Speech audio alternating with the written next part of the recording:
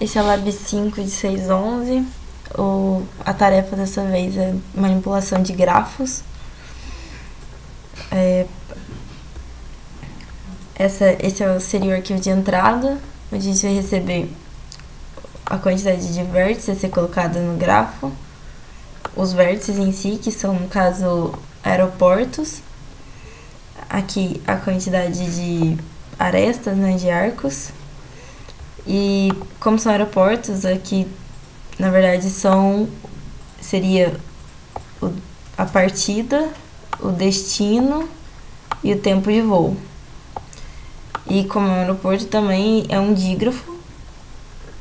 Então aqui a gente tem partida do 0, chegada no 1. Aqui partida do 1, chegada no 0, que são diferentes. Depois a gente vai fazer operações em cima desse grafo que vai ter sido construído. Aqui a gente tem o número de consultas de rotas mínimas. Aqui a gente vai fazer a consulta do 3 para o 4, qual é a rota mínima, do 2 para o 3 e assim por diante. E a gente vai usar o algoritmo especificado para poder fazer a leitura das rotas mínimas. E depois também a gente vai fazer a leitura dos quais são os trajetos fechados. Para isso, o grafo a gente vai ter que colocar as arestas dele em numa ordem crescente, no caso. Certo? Vamos ver o código. Esse é o código. Aqui são as estruturas que a gente usou para definir o grafo, né? Depois, a gente vai usar algumas funções auxiliares de pilha para poder encontrar os ciclos fechados. E aqui é onde a gente vai manipular o grafo e o arquivo de entrada. Essa é a função que vai ler o arquivo de entrada, né? Primeiro a gente vai ler aquele N, que é a quantidade de vértices, vai guardar, a gente dá malloc na estrutura, a gente vai fazer em formato de lista de adjacência. Aí a gente vai ler os vértices, guardar na estrutura, depois nós vamos ler a quantidade de arestas e também ir guardando nas estruturas, que vai ser uma lista na frente de cada vértice.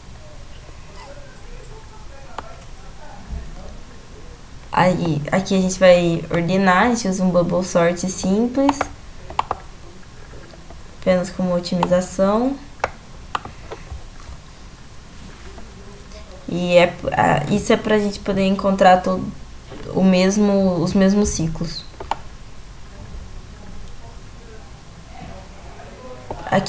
Aqui é a parte do código onde a gente vai imprimir no arquivo de saída o dígrafo pronto. E aqui a parte das rotas mínimas. Então primeiro a gente lê de onde ele quer sair até onde ele quer chegar. Aí tem o caso em que é o mesmo, então seria 0 minutos, e tem o caso em que não, que a gente tem que calcular a rota mínima. Então a gente vai chamar essa função auxiliar, que eu vou explicar depois. Depois que olhar as rotas mínimas, vai olhar os ciclos encontrados. Aí a gente vai usar a pilha auxiliar e vai chamar essa função aqui, que eu também vou explicar depois. Então, primeiro explicando a função das rotas mínimas. As funções das rotas mínimas funcionam da seguinte forma. Aqui é um vetor onde a gente guarda as distâncias de um vértice até o vértice V1. Aqui, um vetor onde a gente guarda o predecessor de cada vértice para que se tenha a rota mínima. Aqui, um vetor de booleanos, onde a gente guarda os vetores que ainda não tem distância definida, que seria os true, e false para os vetores que passarem a ter distância definida. E aqui é um int onde a gente guarda o número de vértices que ainda não tem distância definida. Então, no começo, o único vértice com distância definida vai ser o V1, daquele que a gente vai partir, que vai ter uma distância zero, enquanto os outros vão ter uma distância infinita, por assim dizer. E enquanto houver vértices sem distância definida, a gente vai continuar fazendo essa operação aqui, que é buscar o vetor de distância mínima presente, dar uma distância, dizer que ele tem uma distância definida e, portanto, tirar ele do vetor dos vértices sem distância definida. Depois, a gente vai analisar os filhos dele e vai ver que se a distância for se a distância for menor do que a distância que ele já tem, eu troco e guardo esse vértice como sendo predecessor daquele que eu estou olhando. Depois a gente tem o caso em que a distância do V2 continuou sendo a distância dita infinita, que é o int max da biblioteca limits.h. Então quer dizer que não tem voos de V1 para V2. E o caso em que tem. O caso em que tem, a gente vai ter que ficar olhando os predecessores de cada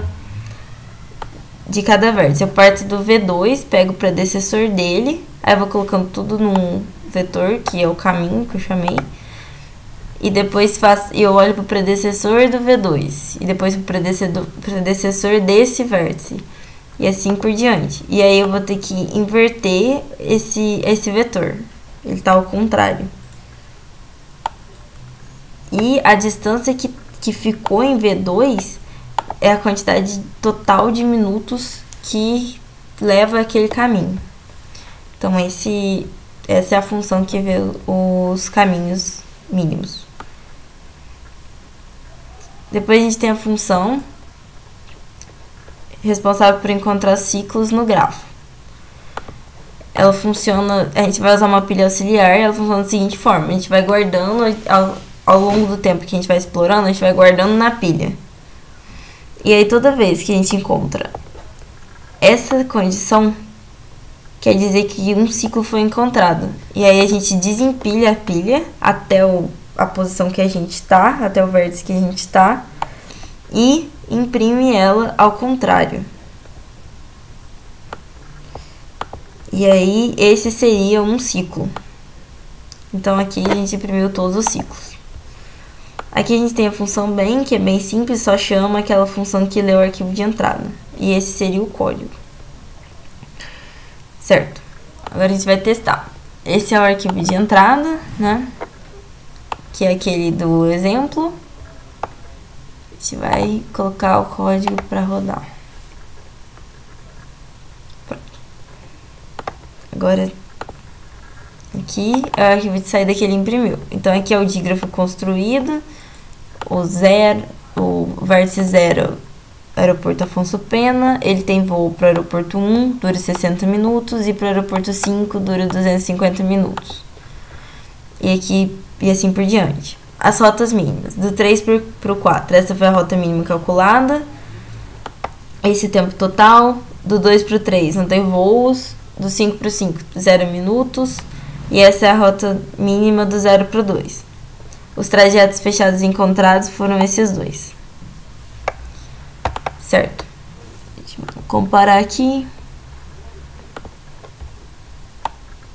com a saída que deveria ter. Bom, tá igual a saída, então funcionou o código. É isso.